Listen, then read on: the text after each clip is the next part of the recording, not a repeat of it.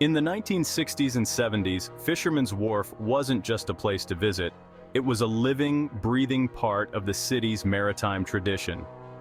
At its core, it was still a working waterfront, with fishing boats coming and going daily.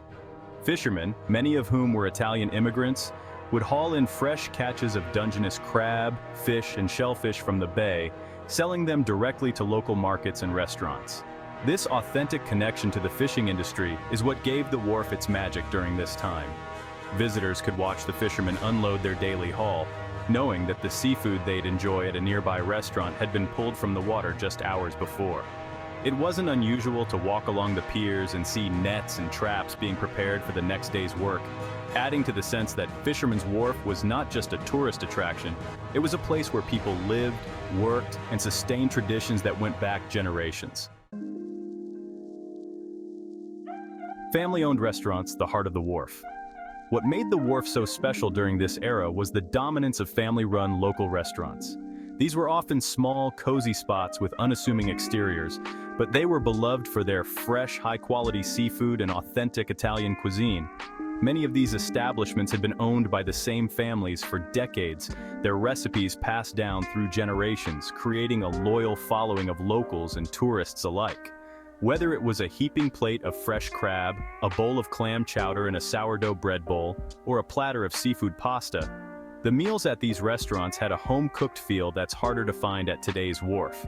Many locals who dined there frequently remember knowing the owners by name. It wasn't just about eating, it was about sharing and a sense of community.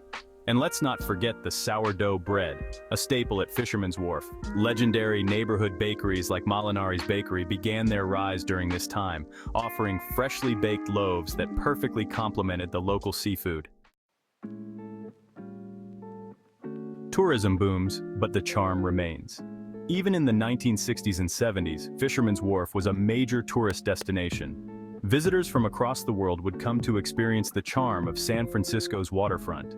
But unlike today, when massive crowds and commercial attractions dominate the wharf, the tourism scene back then felt more intimate, more rooted in the local culture.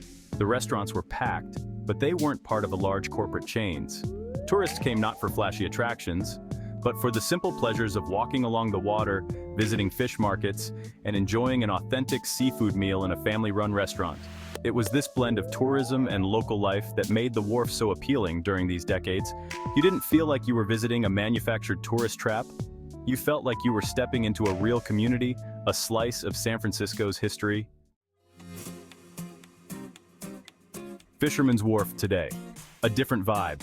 Fast forward to the present, and Fisherman's Wharf has changed significantly.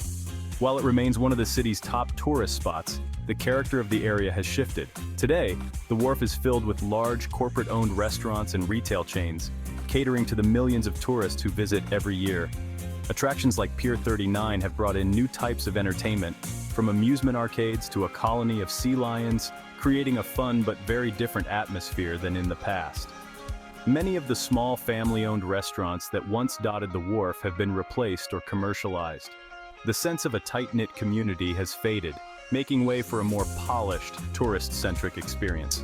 While you can still find excellent seafood, the feel of the place is undeniably more commercial and less connected to its fishing heritage. Looking back, the wharf's lasting legacy. Even though Fisherman's Wharf today might look and feel different from its 1960s and 70s version, its legacy endures. For those who remember the wharf in its prime, it wasn't just about food or tourism, it was about the people, the stories, and the traditions that made it uniquely San Franciscan. It was a place where you could sit down for a meal and know that the fish on your plate had been caught that morning by someone you might pass on the street later that day. While modernization and commercialization have changed the wharf, its spirit still lingers in its maritime roots, its views of the bay, and the fresh seafood that remains its hallmark. Next time you visit, take a moment to imagine the way it was. The fishermen pulling in their catch, the smell of fresh crab cooking in a family-owned restaurant, and the warmth of a place that once felt like home for so many. Unfortunately, it is very sad to see the San Francisco Fisherman's Wharf these days compared to what it used to be, but the scenery is still beautiful to see, even without all the mom-and-pop businesses there anymore to enjoy. If you enjoyed this look back at Fisherman's Wharf during its golden era, be sure to explore more stories of San Francisco's rich history and heritage. I would love to hear what you think about what has happened to San Francisco since its heyday. Please like and subscribe, and thank you for supporting my channel.